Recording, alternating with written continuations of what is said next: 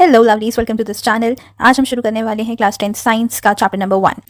So let's start this chapter by considering the following situations. आपके सामने कुछ daily life examples, daily life situations दिए हुए हैं और आपसे पूछा गया है कि आपके कॉमन ऑब्जर्वेशंस क्या होते हैं जब आप दूध को रूम टेम्परेचर पे समर में छोड़ दो। Now you know that summers में टेम्परेचर जो होता है वो यूजुअल से थोड़ा ज्यादा होता है, तो जब आप दूध को रूम टेम्परेचर पे समर्स में छोड़ देते हो, रेफ्रिजरेट नहीं करते, तो दूध यूजुअली फट जाता है। This is your common observation, right. और आपसे पूछा हुआ तब क्या होता है जब आप किसी आयरन के ऑब्जेक्ट ह्यूमिड एटमॉस्फेयर यानी कि एक ऐसा एटमॉस्फेयर जहाँ मॉइस्चर का कंटेंट जो है वो ज्यादा है, वहां छोड़ देते हो। तो ऑफकोर्स हम अपने लोअर ग्रेड्स में पढ़ के आए हैं students about rusting of iron, right. Rust form हो जाता है उन आयरन के ऑब्जेक्ट के ऊपर। क्या होता है जब खाना पकता है, हमने जो खाना खाया है जब हमारी बॉडी में वो डाइजेस्ट होता है तब क्या होता है, जब हम रिस्पायर करते हैं तब क्या होता है। बाय द वे, रेस्पिरेशन का मतलब सांस लेना नहीं होता है, सांस लेना is breathing, but respiration is using that oxygen for the break down of glucose. और ये ग्लूकोज कहाँ से आया? ऑफकोर्स आपकी बॉडी में जब फूड डाइजेस्ट हुआ तब ये ग्लूकोज फॉर्म हुआ, right. So you learn all these things in the chapter life processes. As of now आप ये कह सकते हो कि रेस्पिरेशन एक अम्ब्रेला टर्म है और ब्रीदिंग उसका एक छोटा सा पार्ट है। एनीवेज, अभी तक हमने इतने सारे डेली लाइफ सिचुएशन स्टेट किए। इन सब में अगर आप नोटिस करो तो आप देख पाओगे कि जो चीज़ आपके पास पहले थी उससे कुछ डिफरेंट चीज़, कोई नई चीज़ बाद में फॉर्म हो गई। जैसे कि आपने आयरन तवा लिया, ठीक है, और आयरन तवा जब आपने मॉइस्चर में एक्सपोज किया तो उससे रस्ट फॉर्म हो गया। क्या रस्ट आपके पास पहले से था? No. The initial thing that you had was an iron object and not the rust. ये रस्ट, ये नया सब्सटेंस हमारे पास कैसे आया? ये आया उस इनिशियल सब्सटेंस यानी कि आयरन ऑब्जेक्ट में किसी चेंज के होने की वजह से। चेंज, आप अपने लोअर ग्रेड्स में बचा चेंज के बारे में ऑलरेडी बहुत कुछ पढ़ के आए हो। You just need to recall grade 7। उसको रिकॉल करो कि आपने क्लास 7 में चेंज के बारे में क्या पढ़ा था। आपने ऑलरेडी पढ़ा हुआ है कि चेंज जो होते हैं नेचर में वो दो टाइप्स के होते हैं, एक होता है फिजिकल चेंज और एक होता है केमिकल चेंज। एक एग्जाम्पल से दोनों चेंजेस को समझते हैं। इफ यू फोल्ड और tear a paper, it's a physical change, आपने सिर्फ उसकी फिजिकल प्रॉपर्टी बदली है, तो it's a physical change. But if you burn the same paper into ashes, it's a chemical change, right. And mind this कि जब भी कोई केमिकल चेंज होता है तो जरूर से वहां कोई केमिकल रिएक्शन हुई होती है। अब यहां से आ गई तुम क्लास 10th में। अब तक आपने सिर्फ ये पढ़ा था कि केमिकल चेंजेस क्या होते हैं। आज आप ये जान रहे हो कि केमिकल चेंजेस तो रिजल्ट हैं जो कि किसकी वजह से होते हैं? किसी केमिकल रिएक्शन की होने की वजह से। यानी जब आप एक पेपर को बर्न होने के बाद एशेस में कन्वर्ट हुआ देखते हो तो कहते हो that it's a chemical change. But आप सब साइंस पढ़ रहे हो, साइंटिफिक टेम्पर के according you should ask why and how. आपको पूछना चाहिए कि कैसे और क्यों ये पेपर एशेस में कन्वर्ट हो गया। The easiest answer will be it is due to a chemical reaction that took place. जब आपने एक पेपर को बर्न किया तब एक केमिकल रिएक्शन हुई और उसी केमिकल रिएक्शन की वजह से आपको ये चेंज देखने को मिला। अब क्योंकि ये केमिकल रिएक्शन की वजह से होने वाला चेंज है तो क्या मैं इसे केमिकल चेंज कह सकती हूँ? Of course I can. And साथ ही साथ हम ये भी कंक्लूड कर सकते हैं कि जब जब एक केमिकल चेंज होता है तब तब कोई ना कोई केमिकल रिएक्शन जरूर से हुई होती है। यही तो एनसीईआरटी भी कह रही है, बस तुम समझ नहीं पाते हो। अब आओ जरा समझें कि एक्चुअली केमिकल रिएक्शंस होती क्या हैं और हमको कैसे पता लगेगा कि कोई केमिकल रिएक्शन हुई भी या नहीं हुई। अब एनसीईआरटी में कुछ एक्टिविटीज दी हुई हैं और इन एक्टिविटीज से बोर्ड एग्जाम्स में डायरेक्ट क्वेश्चंस पूछे जाते हैं, तो इन्हें बहुत ध्यान से समझना है। जैसे कि ये एक्टिविटी 1.1, यहाँ क्या समझाया गया है आपको कि आप एक मैग्नीशियम रिबन लेंगे और सबसे पहले उसे सैंड पेपर से रब करेंगे। ऐसा हमने क्यों किया? बिकॉज नेचर में पड़े पड़े भी मैग्नीशियम जो होता है वो ऑक्सीजन से रिएक्ट कर लेता है। ऑक्सीजन कहाँ से आई मैम? आपकी air is a mixture gases, और उन गैसेस में से एक गैस ऑक्सीजन भी होती है। तो इसी एयर में प्रेजेंट ऑक्सीजन के साथ मैग्नीशियम के एटम्स जो होते हैं वो रिएक्ट कर लेते हैं और मैग्नीशियम ऑक्साइड की एक लेयर फॉर्म हो जाती है उस मैग्नीशियम रिबन के ऊपर, जिसको कि रिमूव करना इज वेरी मच इंपॉर्टेंट। तो हम सैंड पेपर से उस मैग्नीशियम रिबन को रब करके वो मैग्नीशियम ऑक्साइड की लेयर को क्लीन करते हैं। After rubbing that magnesium ribbon with the sand paper, हम उस मैग्नीशियम रिबन को बर्न कराएंगे by using a burner and we will see कि वो पूरी की पूरी मैग्नीशियम रिबन जो है वो एशेस में कन्वर्ट हो गई।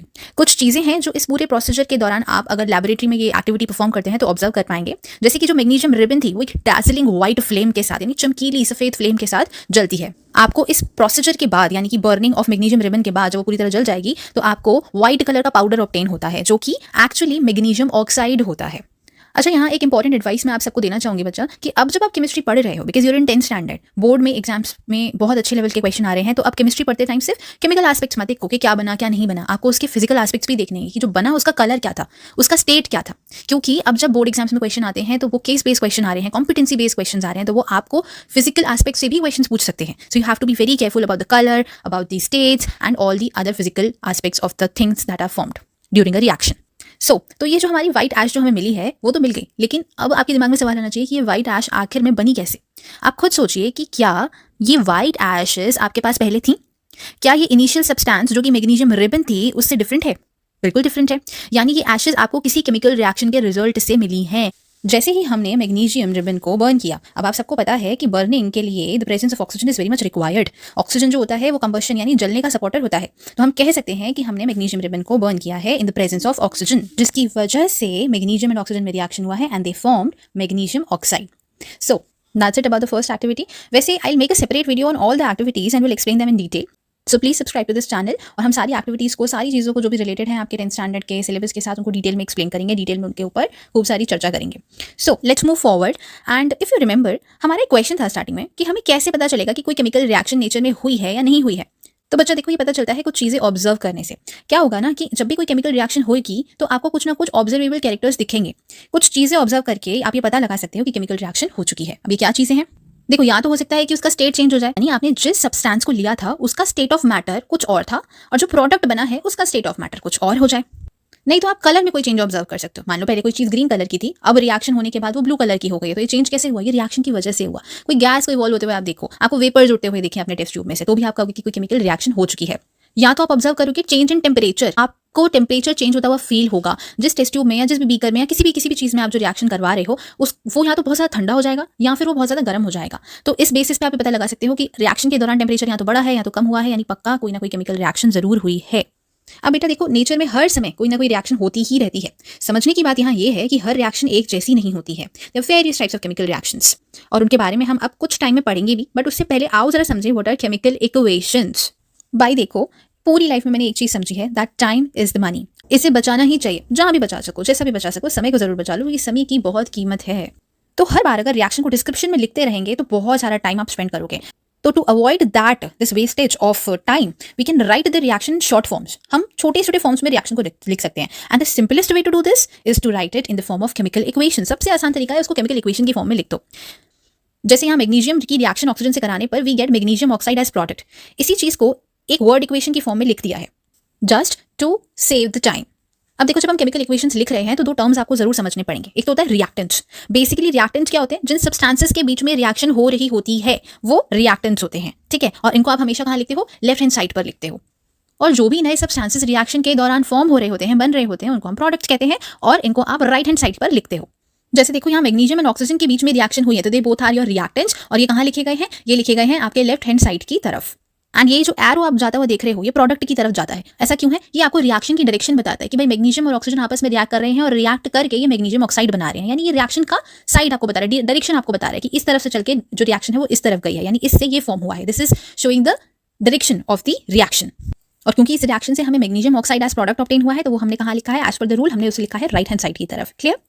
बट बच्चा देखो, एज आई मेंशन्ड अर्लियर, भाई टाइम सबसे ज्यादा कीमती है, तो हम इसे अगर और बचा सकते हैं ना तो हमें और बचाने की कोशिश करनी चाहिए। तो आप इस शॉर्ट फॉर्म को और भी शॉर्टर वे में लिख सकते हो, बट लॉजिकल मैनर में। भाई कोई भी शॉर्टकट आपका इलॉजिकल नहीं होना चाहिए, नहीं तो आपको उसके लिए पे करना पड़ेगा। तो हम इन केमिकल इक्वेशंस को और भी शॉर्ट फॉर्म में लिख सकते हैं, लेकिन लॉजिकली। कैसे? By using the chemical formulas of the substance involved in the reaction. जैसे मैग्नीशियम को रिप्रेजेंट किया जाता है Mg से, तो हमने Mg लिख दिया। ऑक्सीजन को रिप्रेजेंट करते हैं O2 से, तो हमने O2 लिख दिया। एरो एरो ही रहेगा। और मैग्नीशियम ऑक्साइड का पूरा स्पेलिंग ना लिखते हुए हमने उसको यूज करा, उसके सिंबल को, and we use MgO to represent magnesium oxide here. हमारा टाइम बच गया, हमारे एफर्ट्स बच गए, पेपर में भी काम आएगा। क्योंकि जैसे जैसे आप इस क्लास 10th की स्टडीज को कंप्लीट करते जाओगे, आपको पता चलता जाएगा कि इट्स नॉट अबाउट कि आपने कितना पढ़ा, किसने कितना कम पढ़ा, किसने कितना ज़्यादा पढ़ा। इट्स अबाउट किसने कितनी स्ट्रैटेजी के साथ पढ़ा, किसने कितना समय कहाँ इन्वॉल्व किया, किधर दिया, किधर इन्वेस्ट किया। एक एग्जाम कभी भी सिर्फ ये नहीं नापता कि इंसान कितना पढ़ के आया है, वो ये भी नापता है कि ओवरऑल वो इंसान जो है वो किस तरीके की स्ट्रैटेजी लेकर के एग्जामिनेशन हॉल में बैठा है। तो आपके 10th का रिजल्ट सिर्फ आपकी पढ़ाई पर डिपेंड नहीं करता है, it also depends on your strategies from the day one. आप कितने कंसिस्टेंट रहे हो फ्रॉम डे वन, उस पर भी डिपेंड करता है। There are lot of factors जिनके बारे में धीरे धीरे हम बात भी करते चलेंगे। इस पूरी जर्नी में साथ रहना है। चलो आगे बढ़ते हैं। और अच्छा, हम एक काम करते हैं कि ये देखते हैं कि क्या जितने एटम्स ऑफ मैग्नीशियम और जितने atoms of oxygen left hand side पर हैं, क्या उतने ही राइट हैंड साइड पर भी हैं। आप जरा देखें, एक मैग्नीशियम इधर, एक मैग्नीशियम इधर, एक O2 इधर, बट एक सिंगल O यहाँ, ये तो बराबर नहीं लग रहा। भाई समझो कि एक रिएक्शन जब भी आप लिखते हो, एक इक्वेशन आप जब भी लिखते हो, तो वहां पर लेफ्ट हैंड साइड पर और राइट हैंड साइड पर आपके जो नंबर ऑफ एटम्स हैं वो हमेशा सेम रहने चाहिए। Do you know why? क्या आपको पता है क्यों? क्या आप सोच पा रहे हैं? बहुत ज़्यादा टाइम नहीं हुआ है आपको 9th स्टैंडर्ड छोड़े हुए। ऐसा इसीलिए है क्योंकि आपकी क्लास 9th में आपने बहुत अच्छे से एक चीज़ पढ़ी थी, law of conservation of mass, कि mass can neither be created nor be destroyed. तो जाहिर सी बात है कि मास अगर ना तो क्रिएट किया जा सकता है ना तो कोई डिस्ट्रॉय किया जा सकता है, तो नंबर ऑफ एटम्स भी तो दोनों तरफ इक्वल होने चाहिए। यानी रिएक्शन को शुरू करने के समय आपने जितने नंबर ऑफ एटम्स मैग्नीशियम के लिए थे, ऑक्सीजन के लिए थे, उतने ही नंबर ऑफ एटम्स रिएक्शन के खत्म होने पर प्रोडक्ट्स में भी प्रेजेंट होने चाहिए, क्योंकि मास तो कहीं नहीं जा रहा है पूरी रिएक्शन में, वो तो सेम रहना चाहिए, वो तो कंजर्व्ड है। यानी सीधी सीधी बात कही जाए तो किसी भी केमिकल इक्वेशन को अगर आप लिखते हैं तो आपके दिमाग में ये चीज़ रहनी चाहिए कि जितने एटम्स रिएक्टेंट्स के हैं उतने एटम्स प्रोडक्ट साइड पर भी उस फलानी एलिमेंट के, उस सब्सटेंस के होने ही चाहिए, क्योंकि मास हमेशा कंजर्व्ड रहता है। इसीलिए हमें इन रिएक्शंस को बैलेंस करने की जरूरत पड़ती है students.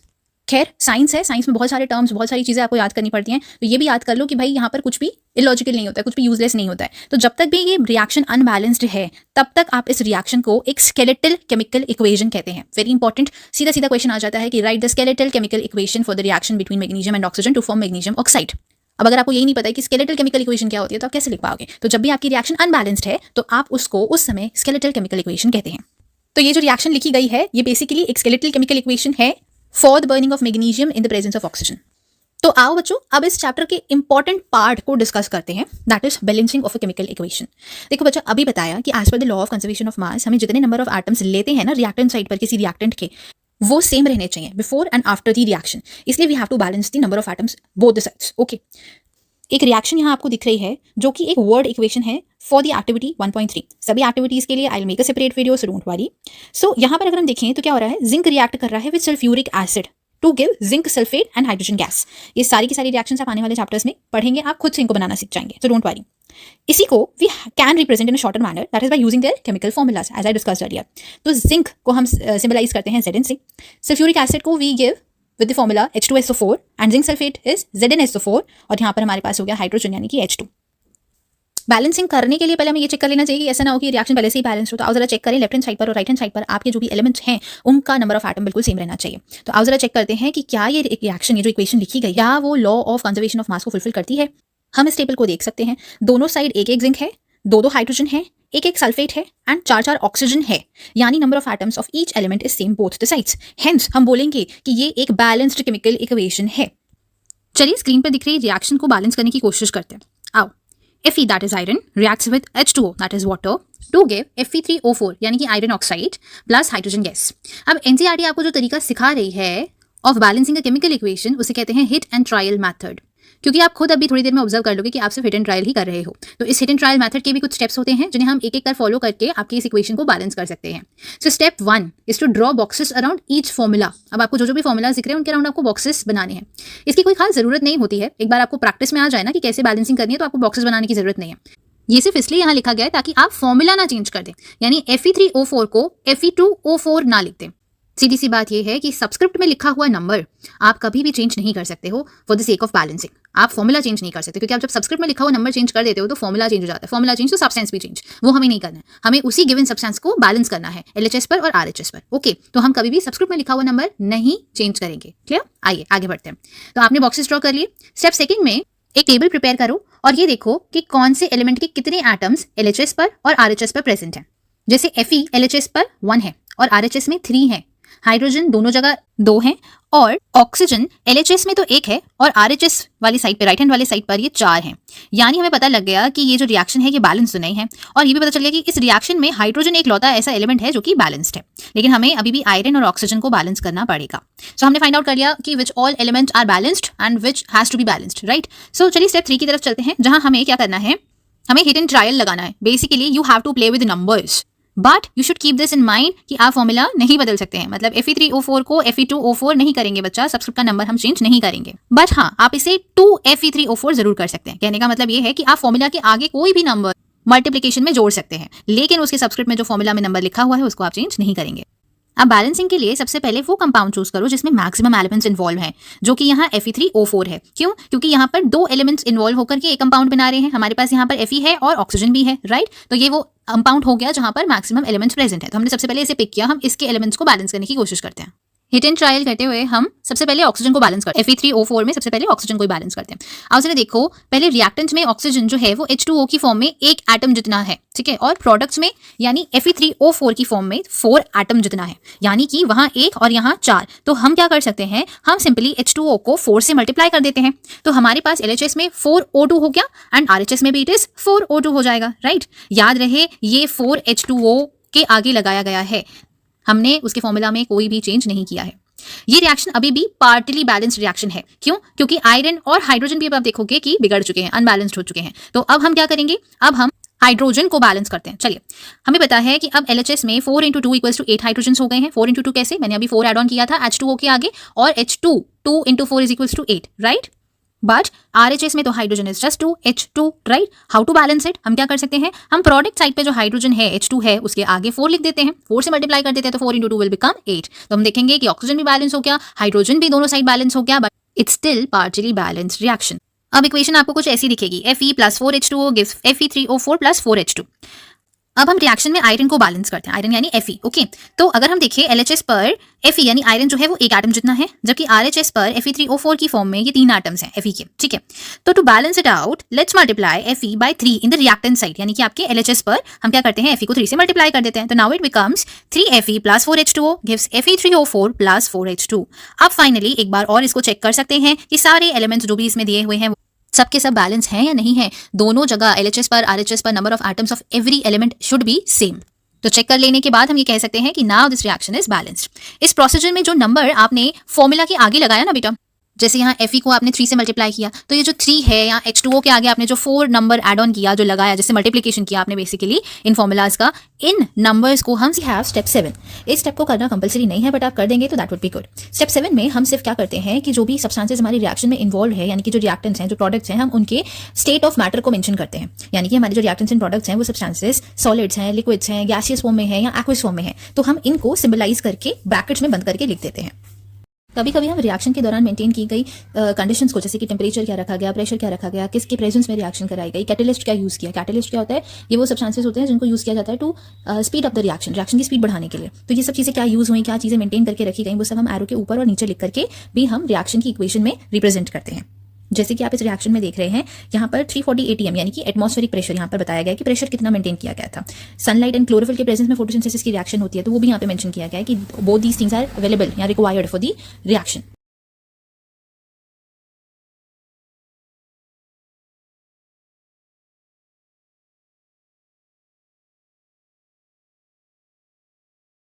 Now let's learn about the types of chemical reaction. As I told you earlier that there are many types of reactions, different types of reactions. Let's discuss them one by one.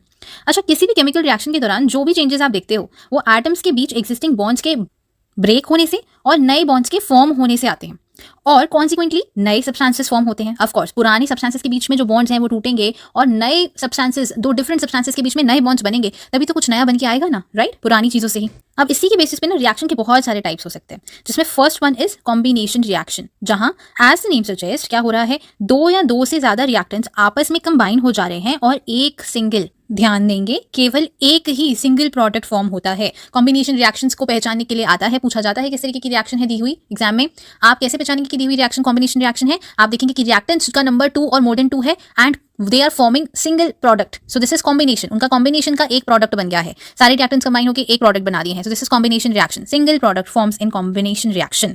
For example, very famous, very loved reaction of class 10th, calcium oxide CaO, जिसे हम quick lime भी कहते हैं, वो water के साथ react करेगा and calcium hydroxide यानी कि स्लेक्ड लाइम फॉर्म करता है अलॉन्ग विद हीट। यहाँ पर आप देख रहे हो कि दो रिएक्टेंट्स हैं और दोनों रिएक्टेंट्स के मिलने से एक सिंगल प्रोडक्ट बन रहा है, विच इज कैल्शियम हाइड्रोक्साइड, जिसे हम स्लेक्ड लाइम भी कह रहे हैं। Okay, do you know slaked lime यानी कि CaOH whole twice, calcium hydroxide basically जिसका नाम होता है, इसके सोल्यूशन को व्हाइट वॉश में यूज किया जाता है। यानी कैल्शियम हाइड्रोक्साइड एयर में जो आपके कुछ percent of carbon dioxide present होता है ना, उससे रिएक्ट करता है and calcium carbonate that is CaCO3 की एक थिन लेयर को वॉल पर फॉर्म कर देता है। यही कैल्शियम कार्बोनेट यानी कि CaCO3 आपकी वॉल को व्हाइट वॉश के बाद एक शाइनी अपीयरेंस देती है। ये इक्वेशन दी हुई है इस रिएक्शन के लिए, जिसे आप देख लेंगे। चलिए कुछ एग्जाम्पल्स और लेते हैं कॉम्बिनेशन रिएक्शन के। बहुत इंपॉर्टेंट है बच्चे, डायरेक्ट क्वेश्चन आता है, जरा ध्यान देंगे। बर्निंग ऑफ कोल, आपसे डायरेक्टली पूछ लेते हैं कि कॉम्बिनेशन रिएक्शंस के कुछ एग्जाम्पल दे दीजिए। तो बर्निंग ऑफ कोल बेसिकली हम किसी भी चीज को बर्न करते हैं, कार्बन है, ठीक है, तो कार्बन की रिएक्शन हमने ऑक्सीजन से कराई। क्यों ऑक्सीजन? बर्निंग के लिए मैंने आपको पहले भी चैप्टर में बताया that oxygen is a supporter for combustion. तो हम कम्बशन कर रहे हैं, जला रहे हैं, बर्न कर रहे हैं, तो हमको ऑक्सीजन तो लगेगी, तो हमने क्या किया, C+O2 गिव्स CO2। यहाँ देख रहे हो आप, दो रिएक्टेंट्स हैं, दोनों के कॉम्बिनेशन से आपका एक प्रोडक्ट बन रहा है, hence this is a combination reaction. Next example is formation of water. कैसे बन रहा है water? Hydrogen gas is reacting with oxygen gas and forming water. दो रिएक्टेंट्स हैं, दोनों रिएक्टेंट्स के कॉम्बिनेशन से एक तीसरा प्रोडक्ट बन रहा है, एक सिंगल प्रोडक्ट बन रहा है, दो रिएक्टेंट्स एक प्रोडक्ट, हेंस कॉम्बिनेशन रिएक्शन। एक बात बच्चा नोट करेंगे आप सब, जैसे कि हमने इस रिएक्शन में देखा था CaO plus H2O gives CaOH whole twice plus heat. जब भी हीट प्रोडक्ट साइड पर लिखा हुआ दिखे, इसका मतलब होता है कि ये रिएक्शन जो हुई है उसमें हीट जो है वो इवॉल्व हुई है, यानी एनर्जी किसके फॉर्म में, हीट के फॉर्म में इवॉल्व हुई है। दैट मीन्स कि ये जो रिएक्शन हुई है वो एक एक्सोथर्मिक रिएक्शन है। क्या कहलाती है ऐसी रिएक्शंस जिनमें हीट या फिर एनर्जी जो है वो हीट के फॉर्म में रिलीज होती है, ऐसी रिएक्शंस को हम एक्सोथर्मिक रिएक्शंस कहते हैं। For example burning of natural gas यानी कि मीथेन CH4 जिसका फॉर्मूला होता है, जब आप उसको रिएक्शन कराओगे ऑक्सीजन के साथ, बर्निंग है तो ऑक्सीजन के साथ रिएक्शन होगा तो क्या बनता है, CO2 बनता है प्लस वाटर बनता है और हीट जो है वो रिलीज होती है। तो जब भी याद रखेंगे, जब भी आप प्रोडक्ट साइड पर हीट लिखा हुआ देखेंगे तो आप कहेंगे कि वो रिएक्शन कैसी है, एक्सोथर्मिक रिएक्शन है। क्या होती है एक्सोथर्मिक रिएक्शन, जब भी कभी किसी रिएक्शन के दौरान, जिस भी रिएक्शन के दौरान हीट के फॉर्म में एनर्जी रिलीज होती है तो वो एक्सोथर्मिक रिएक्शन होती है। याद रखेंगे रिलीज होती है, एब्जॉर्ब नहीं, रिलीज होती है तो एक्सोथर्मिक है। अब बच्चा रेस्पिरेशन भी एक एक्सोथर्मिक रिएक्शन है। क्यों? क्योंकि जितना भी अभी आप आगे इसको लाइफ प्रोसेस चैप्टर में पढ़ेंगे रेस्पिरेशन को तो और ज्यादा क्लियर होगा, लेकिन छोटी क्लासेस से भी हमें पता है कि वी ईट फूड एंड हम रेस्पायर करते हैं उस ग्लूकोज के ब्रेकडाउन के लिए ताकि हमें एनर्जी ऑब्टेन हो। ठीक है, तो एनर्जी किस फॉर्म में ऑब्टेन होती है, हीट की फॉर्म में ऑब्टेन होती है। आप देखिए ग्लूकोज C6H12O6 के ब्रेकडाउन होता है एंड एनर्जी रिलीज होती है, तो वी कैन से एनर्जी किस फॉर्म में रिलीज हो रही है, हीट के फॉर्म में एनर्जी रिलीज होती है, तो we can say that it's an exothermic reaction. क्यों? क्योंकि आप इक्वेशन में भी देख पा रहे हो हीट किस तरफ लिखी हुई है, प्रोडक्ट साइड पर लिखी हुई है, तो हमें हीट रिएक्शन के दौरान हीट इवॉल्व होती हुई महसूस हुई है, that means it's an exothermic reaction. Vegetable matter का कंपोस्ट यानी कि खाद में डिकम्पोजिशन होना is also an exothermic reaction, क्योंकि इस रिएक्शन में भी आपको कुछ अमाउंट ऑफ हीट रिलीज होते हुए दिखता है। तो ये सारी रिएक्शन जिसमें कि हीट रिएक्शन के दौरान निकलती है, उन रिएक्शंस को क्या कहते हैं, हम रिलीज होती है उन रिएक्शंस को कहते हैं exothermic reactions. So next up we have decomposition reaction. यहाँ एक सब्सटेंस डीकंपोज होकर एक से ज्यादा सिंपल प्रोडक्ट बनाता है। As the name suggest, decomposition मतलब ही होता है टूटना। कोई एक चीज टूट रही है तो वो अपने से सिंपल सब्सटेंसेस को प्रोडक्ट में फॉर्म कर रही है। इसकी पहचान क्या होगी, एक सिंगल कंपाउंड आपको मिलेगा रिएक्टेंट साइड पे और दो से ज्यादा प्रोडक्ट्स आपको मिल जाएंगे। फॉर एग्जाम्पल फेरस सल्फेट का फॉर्मूला होता है FeSO4 बच्चा को जब आप हीट करते हैं, अब देखिए एरो के ऊपर लिखा हुआ हीट, एरो के ऊपर जब भी हीट लिखा दिखे दैट मीन्स हमने हीट प्रोवाइड करी है, अपने एंड से हीट किया है किसी चीज को। हमने क्या किया, फेरस सल्फेट को अपने एंड से गर्म किया है, उसे हीट प्रोवाइड करी है ताकि रिएक्शन हो सके, ताकि डिकम्पोजिशन हो सके किसका, FeSO4 का। तो जब भी डिकम्पोजिशन हो जाएगा FeSO4 का हीट की वजह से तो it will form Fe2O3 that is ferric oxide. Ferric oxide क्या है, आयरन ऑक्साइड ही है। और फेरिक ऑक्साइड के साथ साथ क्या फॉर्म हो रहा है, SO2 यानी sulphur dioxide and sulphur trioxide भी रिलीज होते हैं। क्या देखा हमने, एक रिएक्टेंट था FeSO4, उसके डिकम्पोजिशन हुआ किसकी मदद से, हीट की मदद से, एंड 3 प्रोडक्ट्स बन गए। 3 कौन से, फेरिक ऑक्साइड बना, आपका sulphur dioxide and sulphur trioxide form हो गया। अब आपने नॉर्मल लाइफ में भी तो देखा होगा ना, अगर आपको कोई सब्सटेंस कोई चीज तोड़नी है तो उसके लिए आप हथौड़ी लाओगे या कुछ भी चीज लाओगे, तोड़ने के लिए कोई किसी न किसी चीज की जरूरत तो पड़ती है ना। तो यहाँ पर भी तो आपको किसी सब्सटेंस को तोड़कर कुछ और सिंपल सब्सटेंसेस बनाने हैं, तो इसीलिए वही फेरस सल्फेट को तोड़ने के लिए हमने हीट प्रोवाइड करी। यहाँ पे एक बहुत इंटरेस्टिंग चीज है बच्चों जो आपको नोट करनी है कि जो फेरस सल्फेट होता है ना, क्रिस्टल्स की फॉर्म में प्रेजेंट होता है, आप लेबोरेटरी में अगर देखेंगे, और इसका कलर कैसा होता है, ग्रीन कलर होता है। बहुत इंपॉर्टेंट है, कलर्स, स्टेट्स, आपको कॉमन नेम्स ये सब आपको याद रखने हैं क्योंकि आपको कॉम्पिटेंसी बेस्ड पेपर परफॉर्म करना है, आपको अटेम्प्ट करना है। Getting my point? तो सारे कलर, सारे फॉर्मुलाज आप ध्यान देंगे। तो ये ग्रीन कलर के होते हैं और इनमें वाटर ऑफ क्रिस्टलाइजेशन भी होता है। वाटर ऑफ क्रिस्टलाइजेशन क्या है, आगे के चैप्टर्स में हम डिस्कस जरूर करेंगे। अब इसमें वाटर ऑफ क्रिस्टलाइजेशन प्रेजेंट होता है तो इसका फॉर्मूला जो बनता है वो बच्चे बनता है FeSO4.7H2O। ये जो .7H2O आप देख रहे हो ना, इसी को हम क्या कहते हैं, वाटर ऑफ क्रिस्टलाइजेशन। अच्छा, अब अपना दिमाग लगा के बताओ कि जब हम इसे हीट करते हैं, यानी FeSO4.7H2O के क्रिस्टल्स को अगर मैं हीट करूं तो हीट करने से सबसे पहले क्या उड़ जाएगा, पानी, राइट। तो ये जो 7H2O है ये क्या होता है, हीट करने पर आपका उड़ जाता है। तो उसके बाद आपके पास क्या बचता है, FeSO4। इस FeSO4 का कलर चेंज हो जाता है और उसके बाद ये FeSO4 का डिकम्पोजिशन होने पर हमको ferric oxide, sulphur dioxide and sulphur trioxide obtain होते हैं, जिनमें से भी आपका जो फेरिक ऑक्साइड है वो सॉलिड होता है। बाकी दोनों सल्फर डाइऑक्साइड एंड ट्राइऑक्साइड मुझे पता है कि आपको मालूम होगा कि गैसेस होती हैं। So apart from this, we have another example of decomposition reaction given in the NCERT, यानी कि decomposition of calcium carbonate CaCO3। किस में हो रहा है इसका decomposition, into calcium oxide and carbon dioxide। कैसे हो रहा है, हीट करने पर। इस रिएक्शन में बनने वाला जो कैल्शियम ऑक्साइड है, जिसे हम क्विक लाइम या सिर्फ लाइम भी कह देते हैं, इसके बड़े सारे यूजेस हैं, जिनमें से एक बहुत इंपॉर्टेंट यूज होता है इसका इन द मैन्युफैक्चरिंग। सीमेंट की मैन्युफैक्चरिंग में बहुत कैल्शियम ऑक्साइड यानी क्विक लाइम का यूज किया जाता है। बच्चों आप ये सारे यूजेस को जरूर अच्छे से याद रखिएगा, बहुत इंपॉर्टेंट क्वेश्चन इस पे से बनते हैं। अच्छा, डिकम्पोजिशन का मतलब होता है, जैसा कि मैंने आपको बताया, किसी चीज़ का टूटना। तो हमें हमेशा तोड़ने के लिए किसी न किसी चीज़ की जरूरत पड़ती है, ये मैंने अभी डिस्कस किया। जैसे आपने अभी कुछ रिएक्शंस में देखा, तोड़ने के लिए, डिकम्पोज करने के लिए हमने हीट का यूज किया। तो याद रखेंगे कि जब भी हम डिकम्पोजिशन के लिए हीट यूज करते हैं तो वो decomposition reaction thermal decomposition reaction बुलाई जाती है। एक और एग्जाम्पल डिकम्पोजिशन रिएक्शन का लिया जा सकता है यहाँ पर AgCl यानी सिल्वर क्लोराइड सनलाइट के प्रेजेंस में टूट जाता है और टूटकर सिल्वर और क्लोरीन फॉर्म करता है। अब इसको डिकम्पोजिशन क्यों कह रहे हैं, आप देख सकते हैं एक ही रिएक्टेंट है और उससे दो आपके प्रोडक्ट्स फॉर्म हो रहे हैं। अच्छा, ये भी डिकम्पोजिशन रिएक्शन है, बट क्योंकि लाइट के थ्रू ये डिकम्पोजिशन हुआ है तो हम इसे फोटोलिटिक डिकम्पोजिशन रिएक्शन कहते हैं। फोटो मींस लाइट, लिटिक यानी ब्रेकडाउन, लाइट के थ्रू ब्रेकडाउन होने वाली रिएक्शन, लाइट के थ्रू डिकम्पोजिशन होने वाला रिएक्शन फोटोलिटिक डिकम्पोजिशन रिएक्शन। ये सिल्वर क्लोराइड व्हाइट कलर का होता है बच्चे, और जैसे ही सिल्वर में कन्वर्ट हो जाता है after decomposition it becomes grey in colour. बहुत इंपॉर्टेंट है, बहुत ज्यादा इंपॉर्टेंट है, हर साल क्वेश्चन इस पे बनता है। यही सेम रिएक्शन आप सिल्वर ब्रोमाइड के साथ भी करा सकते हो, AgBr के साथ, और जब ये AgBr भी सनलाइट के प्रेजेंस में डिकम्पोज होता है तो it form silver and bromine. ये जो रिएक्शन है ये बहुत इंपॉर्टेंट है और ये ब्लैक एंड व्हाइट फोटोग्राफी में यूज होती है। वेरी इंपॉर्टेंट क्वेश्चन पूछा जाता है, व्हाइट एंड ब्लैक फोटोग्राफी में कौन सा आपको रिएक्शन यूज होता है, कौन से सब्सटेंसेस आप यूज करते हो, वेरी इंपॉर्टेंट, आपको याद रखना है। आई होप बच्चा कि आपने नोट किया होगा कि डिकम्पोजिशन रिएक्शन करने के लिए आपको एनर्जी प्रोवाइड करनी पड़ती है इन the form of heat, light etcetera. जिस भी फॉर्म में करो आपको एनर्जी प्रोवाइड करनी पड़ती है। तो जिन रिएक्शंस में एनर्जी एब्जॉर्ब होती है, अभी हमने एक्सोथर्मिक रिएक्शंस में क्या देखा था, एनर्जी रिलीज हो रही थी इन द फॉर्म ऑफ हीट। लेकिन जहां भी जिन भी रिएक्शंस में आपको एनर्जी रिएक्शन कराने के लिए देनी पड़ रही है, यानी कि रिएक्टेंट्स एनर्जी को एब्जॉर्ब कर रहे हैं किसी भी फॉर्म में, हीट की फॉर्म में कर रहे हो, लाइट की फॉर्म में कर रहे हो, एनर्जी को एब्जॉर्ब कर रहे हैं, फिर रिएक्शन हो रही है, तो ऐसी रिएक्शन एंडोथर्मिक रिएक्शंस होती हैं। कैसी आती हैं, एंडोथर्मिक रिएक्शन, जिसमें कि एनर्जी एब्जॉर्ब होती है। और एक्सोथर्मिक क्या है, जिनमें एनर्जी रिलीज होती है। I hope it make sense to you. चलिए next up we have displacement reaction. बच्चा एज द नेम सजेस्ट, कोई किसी को डिस्प्लेस करेगा, यानी उसकी जगह से हटाएगा और उसकी जगह ले लेगा। तो basically displacement reaction are the ones जिनमें एक एलिमेंट दूसरे एलिमेंट को उसी के कंपाउंड से, जरा समझना, एक एलिमेंट दूसरे एलिमेंट को उसी दूसरे एलिमेंट के कंपाउंड से डिस्प्लेस करके उसकी जगह ले लेता है। जैसे कि कुछ रिएक्शंस आपके एनसीईआरटी में दिए हुए हैं डिस्प्लेसमेंट रिएक्शन की, जरा देखेंगे। Fe प्लस CuSO4, CuSO4 यानी कि कॉपर सल्फेट, जो कि आपका ब्लू कलर का होता है। इनके बीच में जब रिएक्शन होती है तो हमें क्या मिलता है, FeSO4 प्लस कॉपर। FeSO4 क्या है बच्चा, आयरन सल्फेट। यहाँ आप देखोगे कि आयरन एक एलिमेंट है जिसने कि कॉपर को उसके कंपाउंड, कॉपर का कंपाउंड यहाँ पर कौन सा दिख रहा है आपको, कॉपर सल्फेट। आयरन एक एलिमेंट है जिसने कॉपर सल्फेट में से कॉपर को धक्का मार दिया और उसकी जगह ले ली, और क्या बना दिया, FeSO4, और कॉपर बेचारा अलग अलग से एज अ प्रोडक्ट अलग हो गया। ठीक है, let's cover all the examples given in the NCERT. Zn plus CuSO4 gives ZnSO4 plus copper. यहाँ भी क्या है, जिंक, Zn एक अकेला एलिमेंट है, उसने कॉपर को उसी के कंपाउंड यानी कॉपर सल्फेट में से धक्का मार के उसकी जगह ले ली, जिंक सल्फेट बना दिया और बेचारा कॉपर अलग से प्रोडक्ट साइड पर निकल गया। Pb यानी लेड, कॉपर क्लोराइड CuCl2 के साथ रिएक्ट करता है और PbCl2 बना दिया और कॉपर बेचारा अलग रह गया। तो ये सब आपके डिस्प्लेसमेंट रिएक्शन के एग्जाम्पल हुए। बट यहाँ नोट करने की बात ये है बच्चा कि इन रिएक्शंस में आपने देखा कि जिंक एंड लेड ने ही कॉपर को डिस्प्लेस किया। ऐसा क्यों? क्योंकि जिंक एंड लेड कॉपर से ज्यादा रिएक्टिव एलिमेंट्स होते हैं एज पर रिएक्टिविटी सीरीज, जो कि आप आगे केमिस्ट्री के चैप्टर्स में पढ़ेंगे।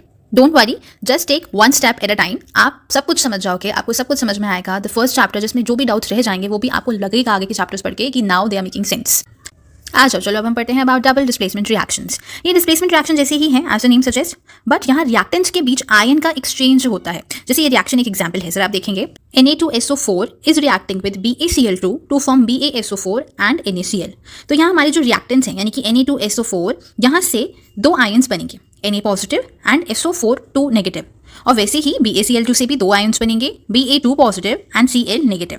ये आयन्स आपस में एक्सचेंज हो जाते हैं, Na will go with Cl negative and Ba2 positive goes with SO4 2 negative। अब ये कैसे हुआ, ऑपोजिट अट्रैक्ट ईच अदर। तो जिनके ऊपर भी पॉजिटिव साइन है वो नेगेटिव वालों की तरफ अट्रैक्ट हो जाएंगे, और जिनके ऊपर नेगेटिव साइन है वो पॉजिटिव वालों की तरफ अट्रैक्ट हो जाएंगे। So hence this combination is formed.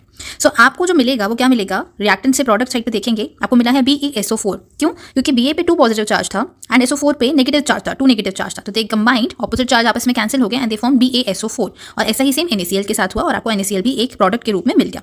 यहाँ आयन्स डिस्प्लेस हुए हैं, कैन यू सी, यहाँ पर आयन्स डिस्प्लेस हुए हैं। ऐसा मैं क्यों बोल रही हूँ, क्योंकि मेरा जो भी हमारे पास कंपाउंड था वो आयन्स में डिसोसिएट हुआ और आयन्स आपस में एक्सचेंज हो गए। दैट टू ट्वाइस, वो भी 2 बार हुआ है, और आपको 2 नए प्रोडक्ट्स मिले हैं। Hence it's a double displacement reaction. अच्छा, डबल डिस्प्लेसमेंट रिएक्शन के साथ साथ we have to learn about precipitation reaction also. सबसे पहले तो देखिए, कोई भी ऐसी रिएक्शन जिसमें कि प्रेसिपिटेट बनता हो। प्रेसिपिटेट क्या होता है, ये आपकी रिएक्शन के दौरान बनने वाला एक इनसॉल्युबल सब्सटेंस होता है। एंड सिंपली जिन रिएक्शंस में प्रेसिपिटेट बन जाता है, जिन भी रिएक्शंस में कुछ इनसॉल्युबल सब्सटेंस बन रहा है जो कि टेस्ट ट्यूब के बॉटम में जाके सेटल हो जा रहा है, घुल नहीं रहा है, तो ऐसी रिएक्शंस को हम क्या कहते हैं, प्रेसिपिटेशन रिएक्शन कहते हैं। ये जो भी हमने डबल डिस्प्लेसमेंट रिएक्शन के एग्जांपल में रिएक्शन देखी है जिसमें BaSO4 इज फॉर्म्ड, वो वहाँ आपको प्रेसिपिटेट के फॉर्म में ही ऑब्टेन हुआ है, यानी कि वो टेस्ट ट्यूब के बॉटम में जाकर के सेटल हो गया है, वो घुला नहीं है। तो BaSO4 इज अ प्रेसिपिटेट। तो आप इस रिएक्शन को डबल डिस्प्लेसमेंट रिएक्शन में भी प्रेसिपिटेशन रिएक्शन कह सकते हैं, क्योंकि इसमें BaSO4 एक प्रोडक्ट है जो आपको प्रेसिपिटेट के फॉर्म में ऑब्टेन हुआ है। Last but not the least and very important type of reaction, that is oxidation and reduction reactions, जिनको हम रीडॉक्स रिएक्शन भी कहते हैं। बहुत इंपॉर्टेंट रोल प्ले करती हैं ये केमिस्ट्री में। चलिए आइए देखते हैं कि सबसे पहले ऑक्सीडेशन क्या होता है। बच्चों देखो, जब भी कभी कोई भी सब्सटेंस ऑक्सीजन को गेन करता है, यानी किसी भी सब्सटेंस के साथ जाके ऑक्सीजन अटैच हो जाए या तो वो सब्सटेंस में से हाइड्रोजन रिमूव हो जाए या उसका लॉस हो जाए, तो हम कहते हैं कि वो जो सब्सटेंस है वो ऑक्सीडाइज हुआ है, उसका ऑक्सीडेशन हो गया है। क्या हुआ oxidation? Either the addition of oxygen और द रिमूवल ऑफ हाइड्रोजन। और इसका ही वाइस वर्सा, इसका जस्ट ऑपोजिट क्या होता है? जब भी कोई सब्सटेंस ऑक्सीजन को लूज करे या हाइड्रोजन को गेन करे तो हम कहते हैं कि वो सब्सटेंस रिड्यूस हुआ है, उसका रिडक्शन हो गया है। एंड जब भी ऑक्सीडेशन और रिडक्शन एक ही रिएक्शन में एक ही समय पर हो रहे हो, साइमल्टेनियसली हो रहे हो, तो उस रिएक्शन को हम रीडॉक्स रिएक्शन कह देते हैं या फिर ऑक्सीडेशन रिडक्शन रिएक्शन भी कह देते हैं। फॉर एग्जाम्पल ये रिएक्शन देखिए, CuO दैट इज कॉपर का ऑक्साइड है प्लस हाइड्रोजन, हीट हमने प्रोवाइड करी तो हमें क्या मिल रहा है? Copper plus H2O। अच्छा देखेंगे, कॉपर ऑक्साइड से कॉपर बन गया, यानी ऑक्सीजन रिमूव हो गया, यानी कि कॉपर ऑक्साइड से कॉपर का बनना ये क्यों हुआ है? Due to the removal of oxygen हुआ है। दैट मीन्स आपका कॉपर ऑक्साइड रिड्यूस हो गया टू फॉर्म कॉपर। और वहीं H2 हाइड्रोजन था, उसके साथ ऑक्सीजन मिल करके वाटर बना है प्रोडक्ट साइड पे, ऑक्सीजन एड ऑन हुआ है। क्या हुआ है? एड ऑन हुआ है। दैट मीन्स हाइड्रोजन जो है वो ऑक्सीडाइज हो गया है to form water. We have completed the explanation of chapter number 1 of your class 10th. Stay tuned for the explanation of other chapters.